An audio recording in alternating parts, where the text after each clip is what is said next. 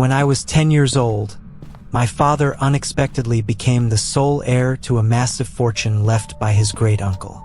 Several charities had hoped my father's uncle, Walter Scott Dawson, had no living relatives so they could inherit nearly $3 billion. Instead, my dad received everything.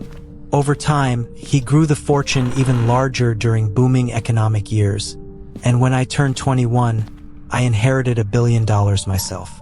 I could easily write a book just about my first decade of life, about how my parents battled poverty and relationship struggles. But this isn't a story about eating the brownie from frozen TV dinners. This story is about the time when my father could casually buy the largest yacht in Monaco, just for the bragging rights. As a kid, I was obsessed with Disney. I remembered how other kids at school bragged about annual trips to Disney World, while my family visited Dorney Park, a small amusement park near Philadelphia. One year, my parents drove us down to Disney World. I immediately fell in love with everything Disney. The quality, the attention to detail, it was obvious how much better it was than places like Six Flags or Dorney. Now, having two young kids of my own, I want them to enjoy everything I missed out on. I also crave those experiences for myself as an adult.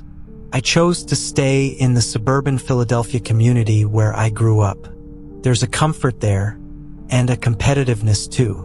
I want my kids to have the best, and deep down, I want to show everyone from my past that I made it. Both my son and daughter attend the Hill School outside Philadelphia, where even members of the Trump family have gone. We've visited Disney World so often that I've lost count. Disney loves customers like me. I spend heavily but only bring a small party. If I spend $25,000 on a weekend for 4 people, me, my wife, and our 2 kids, while most families spend $500, then Disney would need 50 to 100 people to match my spending. Less congestion, better profit. Disney often invites me to exclusive events and memberships unknown to the general public. I know it's about squeezing more money out of me, but if it means a better experience, I don't mind paying. One day, a man named Rick, a Disney VIP coordinator, called and told me a spot had opened in the Boardwalk Royal Club. There was a $75,000 membership fee, and he needed my answer in 30 seconds. I'd never heard of the club, but with only 40 members total, I agreed immediately. 75 grand meant nothing to me. Rick was thrilled. He said he'd send an invoice and asked me to show up at the Boardwalk Pavilion next to the ESPN Zone on March 28th at 5 p.m. for the introductory meeting. Sure thing, Rick, I said. Thanks for the invite. I don't work a traditional job. I spend time on nonprofit boards, but honestly, they're just excuses for people to ask me for donations. March 28th arrived. My family and I flew down to Orlando a couple of days early and checked into the Grand Floridian Resort. As usual, we visited all 4 Disney parks. On Sunday, I left them at Epcot and went solo to the Boardwalk Pavilion. I arrived fashionably late at 5:15 p.m. All 39 other members were already there. Rick greeted me warmly. The group was made up of 25 men and 15 women, all seemingly friendly. Within seconds, I could tell that most of them were only millionaires, far from the billion-dollar level I was operating at. I carried myself accordingly because I knew people, especially Disney, responded to that kind of confidence the same way athletes gravitated toward Mickey Mantle or Hank Aaron. The event space offered endless cocktails and light snacks.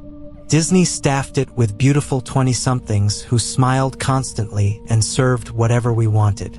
Later in the evening, Rick brought out 40 laptops, each set up on a plastic folding table. We all sat down and logged in. What appeared on my laptop was astonishing. Disney had compiled a video of me, my wife, and our kids using facial recognition software from security footage over the years. From the time my kids, Ethan and Madison, were toddlers until just last month. Watching my son, now 10, and my daughter, now 12, grow up on the screen brought me to tears. Honestly, the video alone was worth $75,000. Disney had undercharged. Rick wasn't done. He said there was one more surprise. Another video appeared, this time using old security footage from when I was a boy visiting Disney World. Disney had digitized and preserved decades-old surveillance tapes. I watched my mother pull a peanut butter and jelly sandwich from her purse for my lunch. I remembered drinking from water fountains because we couldn't afford sodas. Everyone in the room, it turned out, had childhood Disney memories. Tears filled the space as the first meeting ended. As I left, Rick pulled me aside. "Those videos were something else, right, Jason?" "Yeah, Rick," I said. "They really got me. Unbelievable.